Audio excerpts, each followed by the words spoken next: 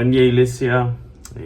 Gracias por estar escuchando y viendo este video para poder tener un devocional juntos, reflexionando sobre el pasaje de Primera Reyes 8, del 41 al 53, que yo titulé La oración de intercesión eterna.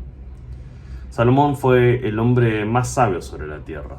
La sabiduría no es meramente inteligencia, sino que es la observación minuciosa de toda experiencia personal o ajena para proceder de forma inteligente en la vida. Ahora, sobre todo, Salomón concluye que el principio de la sabiduría es el temor a Dios. Esto lo podemos ver en Proverbios 1:7. Por lo tanto, la oración es fundamental en toda persona que teme al Señor, porque la oración comprende la total necesidad que tenemos de lograr de Dios en nuestras vidas. Así como dijo Jesús, el templo de Dios debería llamarse casa de oración en Lucas 19:46. Y si hay algo que Salomón sabía por su sabiduría, es que el pueblo de Dios necesitaba buscar al Señor en oración por 7 causas que se mencionan en este pasaje y un poquito antes, desde el 31 al 53.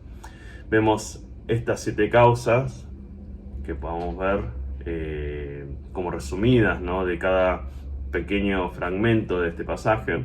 Por un lado tenemos por justicia en su pueblo, por rescate, por provisión, por salvación, por el extranjero, por victoria en la batalla y por último, por perdón. Ahora, ¿qué aplicación concreta tenemos a través de este pasaje?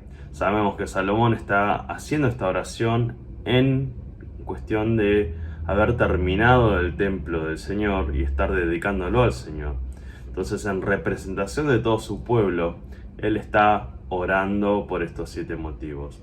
Ahora, lo primero que podemos observar es que la oración representativa de Salomón cubre los 7 aspectos, por lo cual todo creyente necesita orar representativamente por la iglesia, pidiendo por misericordia para la comunidad de los creyentes, sobre todo el pueblo de Dios.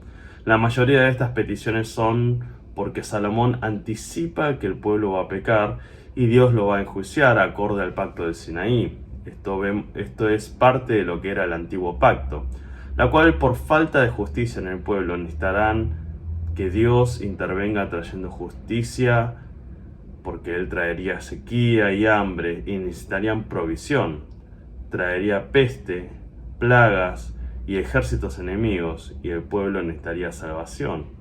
Por lo tanto, la última y más importante petición que hace Salomón es por perdón, ya que todos los males vienen por el pecado e infidelidad del pueblo de Dios, quebrantando el antiguo pacto con Dios que trajo Moisés.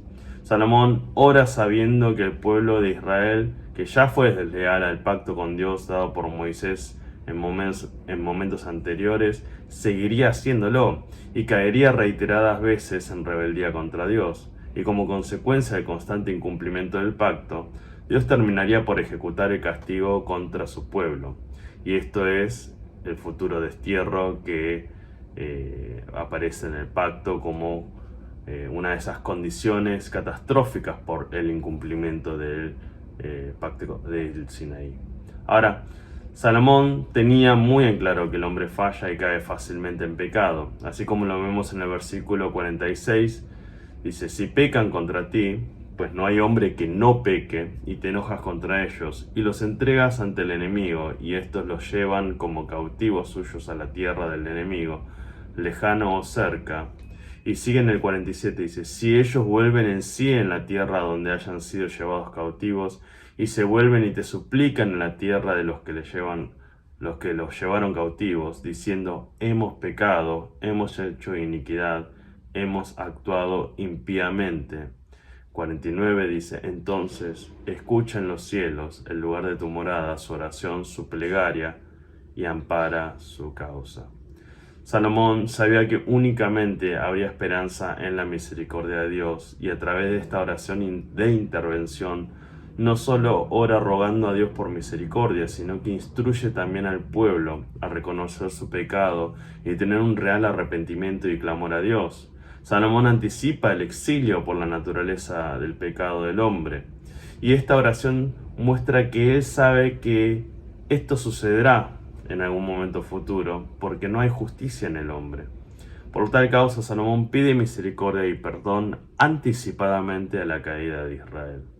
Si vemos en el versículo 50, continúa así, dice: perdona a tu pueblo que ha pecado contra ti y todas las transgresiones que han cometido contra ti, y hazlos objeto de misericordia ante los que han llevado cautivos, para que tengan misericordia de ellos, porque ellos son tu pueblo y tu heredad que sacaste de Egipto, de en medio del horno de hierro.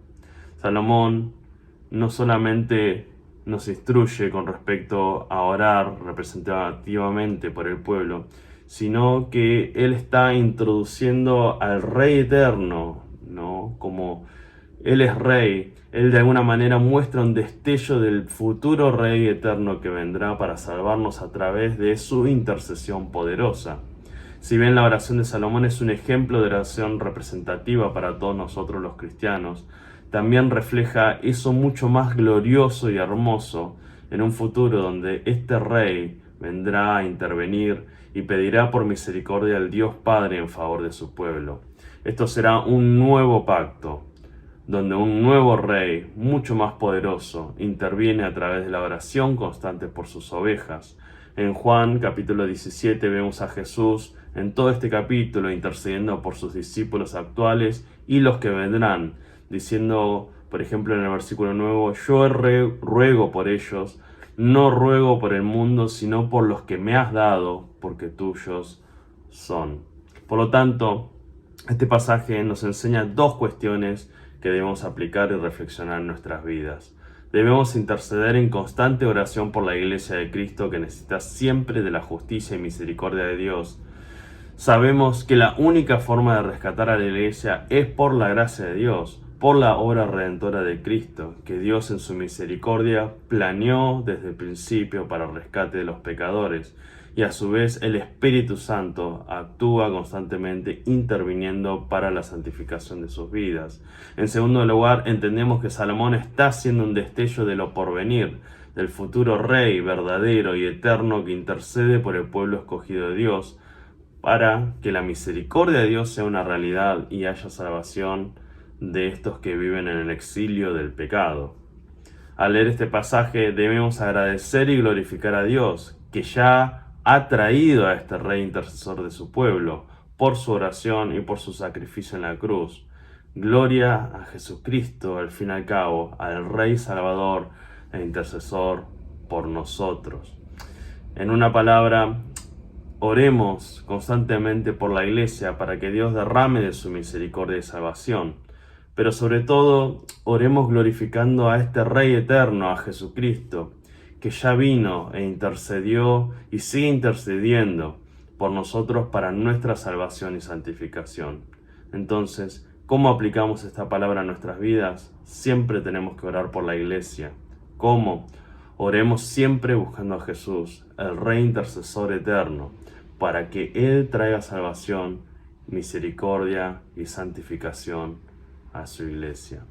Espero que esta reflexión les pueda guiar a cada uno de ustedes a poder tener un encuentro nuevamente con el Señor, para pedirle por misericordia tanto por nosotros mismos como por la Iglesia de Jesús.